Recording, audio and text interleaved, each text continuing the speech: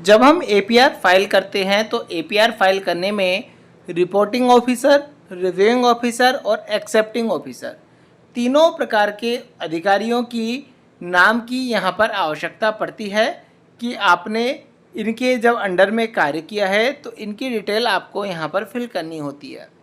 आज के वीडियो में हम बात करने वाले हैं कि इन अधिकारियों के नाम या मोबाइल नंबर या इनकी जो आईडी है वो किस प्रकार से पता करें।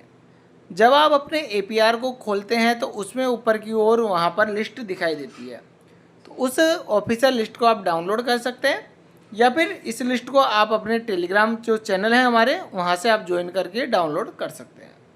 अब इसमें एग्जांपल के लिए यहाँ पर जो ये लिस्ट है मंडल वाइज दी गई है।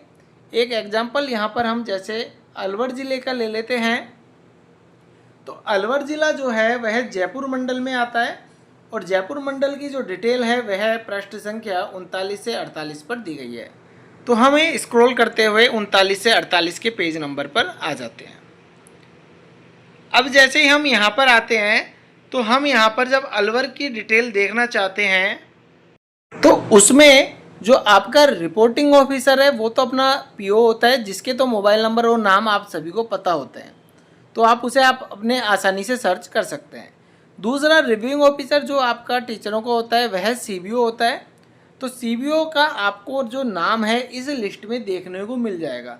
जैसे हम एक ब्लॉक ले लेते हैं अलवर ज़िले में गोविंदगढ़, तो इसमें देखेंगे आप कि यहाँ पर कार्यालय का नाम में मुख्य ब्लॉक शिक्षा अधिकारी गोविंदगढ़ यहाँ पर दिया गया है। इसमें अधिकारी का नाम दिया गया है, इसकी अवधि दी रखी है, वर्तमान पद नाम इनका पदस्थापन, साथ ही साथ इनका जो मूल पद है वह मोबाइल नंबर, इनकी एनआईसी आईडी और इनकी वर्तमान स्थिति, कार्य सेवानिवृत्त जो भी हैं वो दी गई है।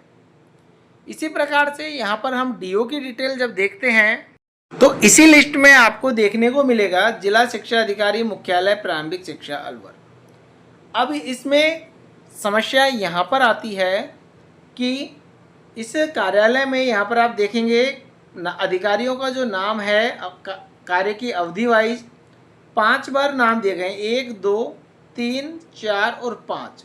इन 5 में से आप ये देखेंगे यहाँ पर एक जो अधिकारी है 2 बार इनका नाम है, इनका या तो ट्रांसफ़र हुआ होगा या जो भी है, इनका 2 बार यहाँ पर अवधि है।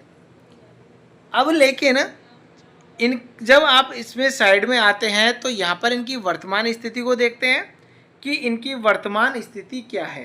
तो इनकी वर्तमान स्थिति है सेवानिवृत्त। तो सेवानिवृत्त के केस में क्या होता है, रिटायर्ड में आपको उसमें पहले तो जो सेवानिवृत्त हुआ है उसका नाम लिखना होता है और उनका मूल पद कि किस पद से वो रिटायर्ड हुए हैं, तो वो लिख देंगे। उसको लिखने के बाद में इसमें सर्वाधिक अवधि के लिए कौन से अधिकारी ने कार्य किया है उसका नाम लिखना होता है। तो यहाँ पर आप देखेंगे अब 3 अधिकारी बचे हैं, मनोज कुमार शर्मा, सुबे सिंह और देवेंद्र सिंह। इनके कार्य अवधि का यदि हम अवलोकन करते हैं तो मनोज कुमार शर्मा की जो अवधि है लगभग 1 माह है, सुबे सिंह की जो अवधि है लगभग 4 माह है और देवेंद्र सिंह की अवधि लगभग यहाँ पर 1 माह है।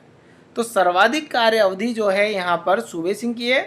तो इसका मतलब यह है कि यहाँ पर जो आपका एक्सेप्टिंग जो ऑफिसर होगा वह कौन होगा, जो सर्वाधिक कार्य अवधि के लिए रहा है, अर्थात सुबे सिंह। तो इस प्रकार से आपको अपने जो अधिकारी हैं उनको इस लिस्ट में से देखना है। यदि आपके पास में मोबाइल नंबर कुछ भी नहीं है सर्च करने के लिए तो इस लिस्ट में जैसे आप सुबे सिंह का है तो इनके यहाँ पर पद नाम भी दिया गया है और इनके यहाँ पर मोबाइल नंबर दिए गए हैं।